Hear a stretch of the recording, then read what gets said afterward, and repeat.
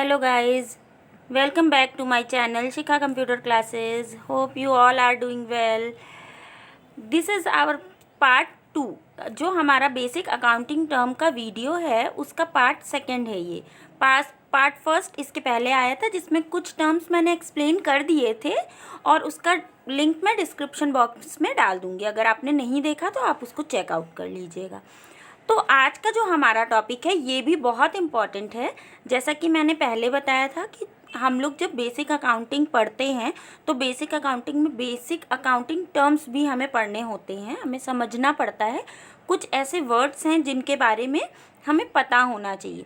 बहुत डीपली हम इस टॉपिक को नहीं पढ़ेंगे, बट इतना हमें पता होना चाहिए कि किस वर्ड का क्या मतलब। ठीक है, तो कुछ टर्म्स हमने पहले ही डिस्कस किया था लास्ट वीडियो में, और आज के वीडियो में जो बचे हुए हैं मैं उनको भी डिस्कस कर लेती हूँ।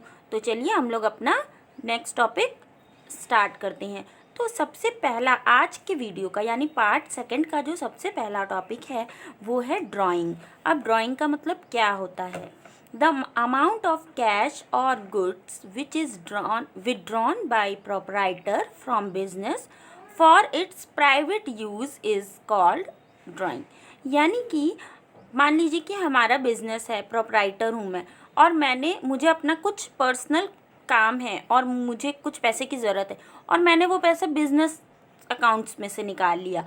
तो अगर हमने बिज़नेस अकाउंट से अपने प्राइवेट यूज़ के लिए कुछ पैसे निकाले हैं, कुछ गुड्स निकाला है, तो वो ड्राइंग कहलाता है और ड्राइंग के लेजर में जाएगा। ठीक है, इसके बाद आता है revenue. These are the amount received by a business for selling goods or services। किसी भी गुड्स या सर्विसेज को सेल करने के बाद जो अमाउंट रिसीव होता है वो कहलाता है revenue. This amount is received from day to day business activity in the form of rent, interest, commission, discount, dividend etcetera. Day to day जो भी बिजनेस एक्टिविटीज़ हो रही हैं उसके अकॉर्डिंग ये चीज़ें हमारे पास हम रिसीव कर रहे हैं। रेंट है, इंटरेस्ट है, कमीशन है, इसको हम, तो ये हमारा रेवेन्यू कहलाता है। ठीक है, अभी ये और क्लियर हो जाएगा आगे। अब बात करते हैं एक्सपेंसेस की। एक्सपेंसेस का मतलब होता है खर्चे। The cost which business incur of producing goods and services और for using services is called expenses. किसी भी गुड्स को सेल करने के लिए या फिर सर्विसेज को सेल करने के लिए हमको कुछ और अलग से कुछ सर्विसेज को यूज़ करना पड़ रहा है, तो वो जैसे मान लीजिए कि मुझे अपनी सेलिंग बढ़ाने के लिए एडवर्टीज़मेंट करना पड़ रहा है, वेजेस यानी कि कुछ मज़दूर लगाने पड़ रहे हैं, या भाड़ा देना पड़ रहा है, फ्रेट चार्जेस बोलते हैं, हमने कुछ एम्प्लॉयज़ रख रखे उनको सैलरीज़ दे रहे हैं, तो ये हमारे एक्सपेंसेस हैं, खर्चे हैं। कोई भी बिज़नेस ये नहीं कहता है, मान लीजिए इसको मैं और एक लाइन से एक्सप्लेन करती हूँ। मान लीजिए कि हमारी फ़र्नीचर की शॉप है, तो क्या फ़र्नीचर मुझसे ये कहेगा कि आप एडवर्टीज़मेंट करो तभी मैं सेल होऊंगा? ऐसा तो नहीं है। ये तो हम अपनी सेल को बढ़ाने के लिए एडवर्टीज़मेंट कर रहे हैं। मैंने एम्प्लॉयज़ रख रखा है इसलिए ताकि मेरा काम हल्का हो जाए। तो कोई भी बिज़नेस ये नहीं कहता कि मैं एक्स्ट्रा एक्सपेंसेस करूं तभी वो सेल आउट होगा, बट अपनी सेल को और ज़्यादा बढ़ाने के लिए हम लोग इन चीज़ों को सेल को प्रमोट करने के लिए हम लोग इन चीज़ों को यूज़ करते हैं, तो ये हमारा एक्सपेंस कहलाता है। जैसे wages, salaries, freight charges, advertisement, rent, insurance और भी बहुत सारी चीज़ें। Next is income. अब इनकम का मतलब होता है that amount which increases the capital of the business is called income. वो अमाउंट जिससे हमारी बिजनेस की कैपिटल बढ़ रही है, और वो अमाउंट कौन सा होगा? The excess of revenue over expenses is called income. Revenue ज़्यादा होगा और एक्सपेंस कम होगा तो हमारी इनकम जनरेट होगी। क्यों? क्योंकि अगर हमारे खर्चे ज़्यादा हो गए तो क्या होगा कि हम लॉस में जाने लग जाएंगे। तो अगर हमें अपनी इनकम जनरेट करनी तो हमारा रेवेन्यू ज़्यादा होना चाहिए, और रेवेन्यू में से जब हम एक्सपेंसेस को हटा देंगे तो जो भी अमाउंट बचेगा वो हमारा इनकम होगा उससे हमारी कैपिटल ग्रो करेगी, इंक्रीज करेगी। ठीक है, तो ये जो एक यहाँ पर बॉक्स के अंदर आपको दिख रहा होगा, income equal to revenue minus expenses, यानी कि रेवेन्यू में से एक्सपेंस निकालने के बाद जो अमाउंट बचता है वही इनकम कहलाता है। Next is loss. When expenses incur are more than revenue, अगर एक्सपेंसेस रेवेन्यू से ज़्यादा हो गया तो क्या हो जाएगा, वो लॉस कहलाता है। जाहिर सी बात है, अगर हमारी अर्निंग उतनी नहीं हुई और एक्सपेंसेस ज़्यादा हो गए तो क्या होगा कि एक्सपेंस ज़्यादा हो गया तो हम लॉस में चले गए ना, अर्निंग तो हुई नहीं, इनकम तो हुई नहीं, बल्कि हम लॉस में चले गए, कुछ प्रॉफिट गेन नहीं कर पाए और हमको जो एक्सपेंसेस है वो तो हमें देना ही पड़ेगा, तो हम लॉस में चले गए। This reduce the capital of the business, और हम जब लॉस में जाएंगे तो जो एक्स्ट्रा पैसा जाएगा वो हमारे बिजनेस से ही जाएगा, जिससे हमारे बिजनेस का जो कैपिटल है वो भी रिड्यूस हो जाएगा। ठीक, अब next topic is discount. Concession और rebate allowed by a businessman to its customer is called a discount. Discount बहुत सिंपल वर्ड है, सबने ही सुना होगा। हम लोगों को कई बार सामानों पे डिस्काउंट मिलता है, कपड़ों पे डिस्काउंट मिलता है, तो हम लोग जब डिस्काउंट की बात करते हैं तो ये दो तरीके, डिस्काउंट का मतलब होता है एक अमाउंट की छूट देना, रिबेट देना, यानी कि कंसेशन करना, अमाउंट में छूट देना ही डिस्काउंट कहलाता है। और ये दो तरीके के होते हैं, ट्रेड डिस्काउंट और कैश डिस्काउंट।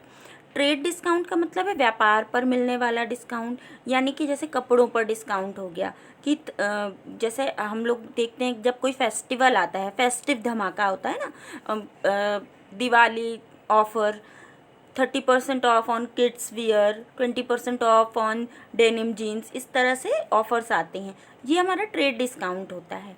और कैश डिस्काउंट का मतलब होता है, इसको शॉर्ट में सीडी बोलते हैं।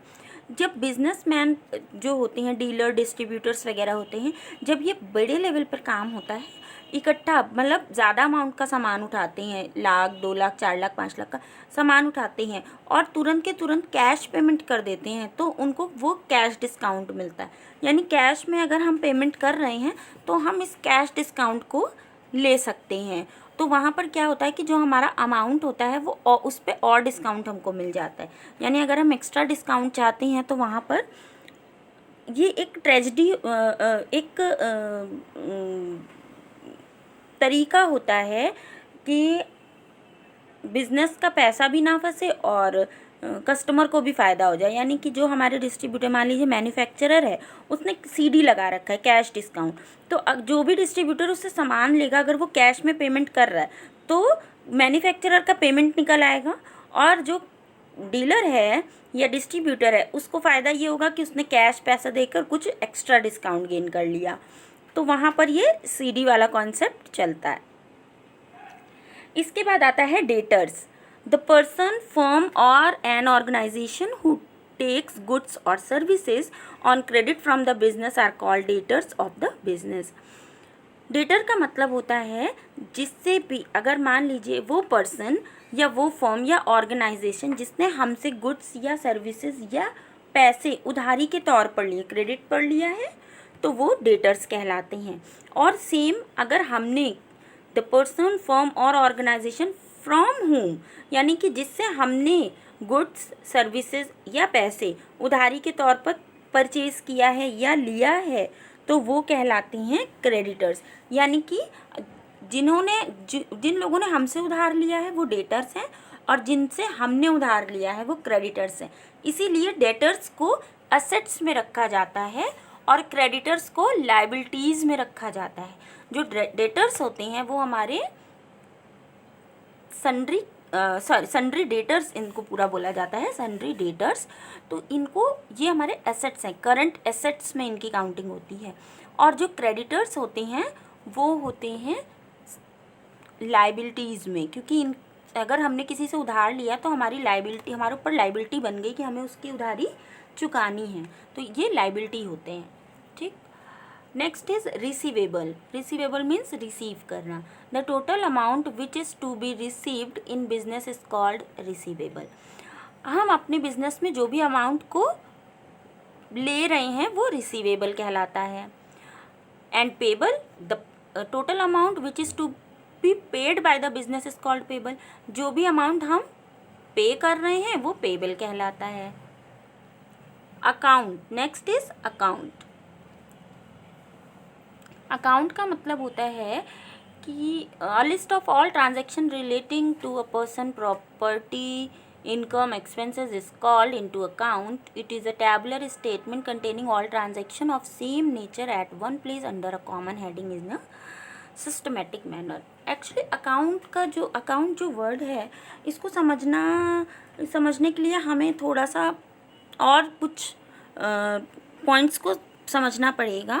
यहाँ पर हम लोग जितने भी ट्रांजेक्शन्स होते हैं उनको एक जगह पर नोट करते हैं और उनको क्लासीफाई, जैसे इनकम को अलग, एक्सपेंसेस को अलग, सेल को अलग, परचेज को अलग, तो सबको अलग अलग हमने क्लासीफाई कर दिया, टैबुलर फॉर्म में बना दिया। और हर, जैसे इनकम है तो इनकम के हेडिंग में, तो जितनी भी चीज़ें हैं उन सब चीज़ों को अलग अलग हेडिंग में क्लासीफाई कर दिया, जिसको हम लोग लेजर्स भी बोलते हैं। तो अकाउंट्स का मतलब यही हुआ कि सबका एक अकाउंट बना दिया हमने। सिंपल लैंग्वेज में अगर मैं बोलूँ तो सबका मैंने अकाउंट बना दिया, इनकम का अकाउंट बना दिया, एक्सपेंसेस का अकाउंट बना दिया, तो वो हमारा लेजर्स कहलाता है। और इस टॉपिक को मैं एक शॉर्ट वीडियो के थ्रू फिर से इसको मैं और क्लियर करूँगी कि अकाउंट्स और लेजर्स का मतलब क्या होता है, लेजर्स का मतलब क्या होता है, ट्रायल बैलेंस क्या होता है, बैलेंस, इन सब पे छोटे छोटे वीडियोज़ आएंगे तो ये चीज़ें और ज़्यादा अच्छे से क्लियर हो जाएंगी। Next is voucher, the written document through which financial transactions are recorded in the book is called voucher. Vouchers का मतलब होता है जो भी ट्रांजेक्शन्स हम लोग नोट करते हैं तो वो जिस जगह पर नोट करते हैं, जिस बुक में नोट करते हैं, जिस बुक में रिकॉर्ड करते हैं, दैट इज वाउचर। ठीक। Next is debit and credit. ये टॉपिक भी हम लोग आगे डिस्कस करेंगे फिर से एक बार, अभी हम लोग गोल्डन रूल्स पढ़ेंगे तो उसमें डिस्कस होगा। Every account has two sides. Her account के दो साइड्स होते हैं, left hand side and right hand side. तो जो लेफ्ट हैंड साइड होता है वो कहलाता है डेबिट साइड, और जो राइट हैंड साइड होता है वो कहलाता है क्रेडिट साइड। ठीक, यानी जो हमारे अकाउंट में पैसा आ रहा है वो डेबिट, और जो हमारे अकाउंट से पैसा जा रहा है वो क्रेडिट। और शॉर्ट में डेबिट को DR से डिनोट करते हैं और क्रेडिट को CR से डिनोट करते हैं। अभी के लिए इतना ही रखेंगे क्योंकि आगे इस टॉपिक को फिर हम और अच्छे से एक्सप्लेन करेंगे मेरे नेक्स्ट वीडियो में। Next is entry.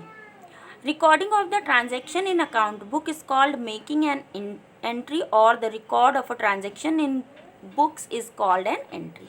जब हम लोग ट्रांजेक्शन्स को रिकॉर्ड करते हैं तो वहाँ पर हम लोग बोलते हैं कि हमने एंट्री किया, यानी कि ट्रांजेक्शन्स को रिकॉर्ड करना ही एंट्री कहलाता है।